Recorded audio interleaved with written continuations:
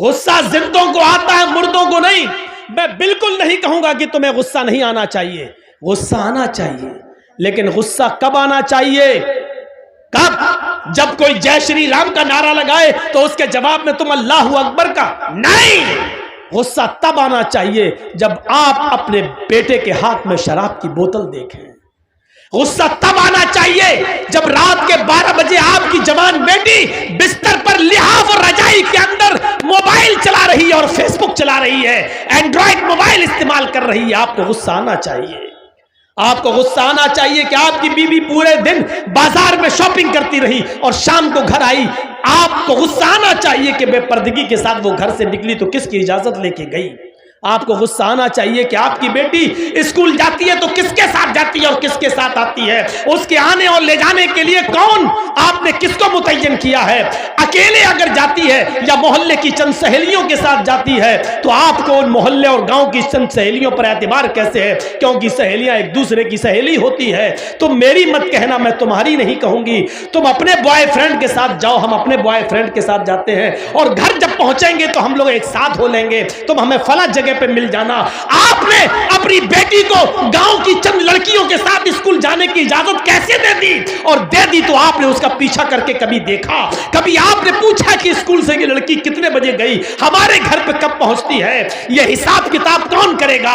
مسلمانوں، تم حساب کتاب کرنے والی قوم ہو۔ تم بچوں کے لیے اگر باپ ہو تو اپنے بچوں کا حساب لو، شوہر ہو تو اپنی بیوی کا حساب لو، اگر بھائی ہو تو اپنی بہن کا محاسبہ کرو۔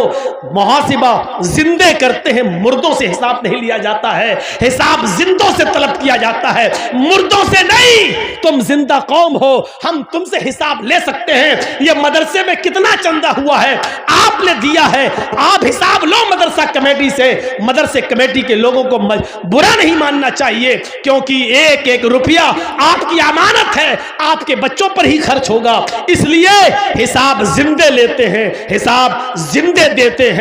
حضرت عمر جب منبر پہ کھڑے ہوئے اور نئی قمیص پہن کر خطبہ دینے لگے تو ایک نوجوان اٹھا اور کہنے لگا، عمر خطبہ دینا بند کر، تقریر کرنا بند کر، خطبہ نہیں دینے دوں گا۔ حضرت عمر نے کہا کیوں؟ وجہ کیا ہے؟ کہا پہلے اس بات کا حساب دو، یہ نیا کرتا تمہارے پاس کہاں سے آیا؟ تمہاری تنخواہ بیت المال سے اتنی نہیں ہے کہ تم نئی قمیص سلا سکو، آج نیا کرتا تمہارے پاس کہاں سے آیا؟ حضرت عمر کہنے لگے کہ اس کی صفائی میرا بیٹا دے گا۔ حضرت عمر فاروق کا بیٹا اٹھتا ہے، صفائی پیش کرتا ہے کہ بیت المال میں جو چادریں آئی تھیں وہ سارے مسلمانوں میں تقسیم ہونا تھی، ایک ایک چادر سب کو ملی، میرے باپ کو بھی ایک چادر ملی، میرے باپ نے اسی چادر کی قمیض بنوا لی ہے۔ نوجوان کھڑا ہوتا اور کہتا امیر المومنین، ایک ایک چادر سب کو ملی تھی، مجھے بھی ملی تھی، میں درزی کے پاس گیا تھا، ٹیلر کے پاس گیا تھا، میں نے اپنا ماپ دیا، اس چادر میں میری قمیض نہیں بنی۔ تم تو ہم سے زیادہ لمبے ہو، ہم سے زیادہ چوڑے ہو، ہم سے زیادہ لمبے چوڑے ہو اور موٹے تندرست بھی ہو، پھر تمہاری ایک چادر میں قمیض کیسے بن گئی؟ ان کے بیٹے نے کھڑے ہو کر جواب دیا، نوجوان، ایک چادر مجھے بھی ملی تھی، سب کو ایک ایک چادر ملی تھی، میرے باپ کو بھی ملی، مجھے بھی ملی، سب کو ایک ایک ملی تو اس میں مجھے بھی ملی۔ میرے باپ کی اپنی چادر میں جب قمیض نہیں بنی تو میں نے اپنی چادر بھی اپنے باپ کو دے دی، میری اور اپنی دونوں قمیضیں ملا کر میرے باپ نے دونوں چادریں ملا کر قمیض بنا لی۔ نوجوان کہنے لگا بیٹھ گیا، امیر المومنین اب مجھے اطمینان ہو گیا، اب میں سیٹسفائی ہو گیا، اب آپ خطبہ دیجئے۔ زندہ لوگ حساب لیتے ہیں اور زندہ لوگ حساب دیتے ہیں، نہ حساب لینے پر غصہ ہونا چاہیے نہ حساب دینے پر غصہ ہونا چاہیے۔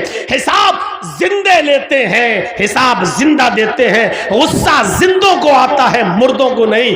ہم نہیں کہتے کہ غصہ دباؤ، ہم نہیں کہتے کہ غصے کو تم پی جاؤ، ہم کہتے ہیں غصہ اٹھاؤ، غصہ ابھارو، غصہ نکالو، بھڑاس نکالو، لیکن جائز جگہ پر، ناجائز جگہ پر نہیں۔ اللہ اللہ کے نبی کو بھی غصہ آتا تھا، اور غصہ اتنا آتا تھا کہ آپ کی آنکھیں سرخ ہو جاتی تھیں اور ایسا لگتا تھا جیسے کسی نے انار کا رس، انار کا جوس کسی نے نبی اکرم کی آنکھوں میں ڈال دیا ہو۔ اتنا غصہ آتا تھا جناب محمد رسول اللہ کو، لیکن ناجائز بات پر نہیں، جائز بات پر غصہ آتا تھا۔ آج دنیا کی قومیں آج ہمارا مذاق اڑاتی ہیں اور ہم مشتعل ہو جاتے ہیں، یہاں غصہ نہیں آنا چاہیے۔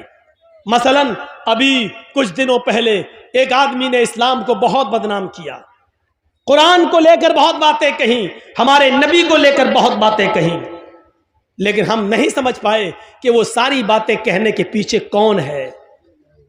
ہم نہیں سمجھ پائے، وہ باتیں کہہ نہیں رہا، اس سے کہلوائی جا رہی ہیں، اور کون کہلوا رہا ہے یہ بھی میں جانتا ہوں، لیکن ہم نہ نام لے رہے ہیں، نہ آپ کو بتانا چاہتے ہیں اور نہ نام لینا چاہتے ہیں۔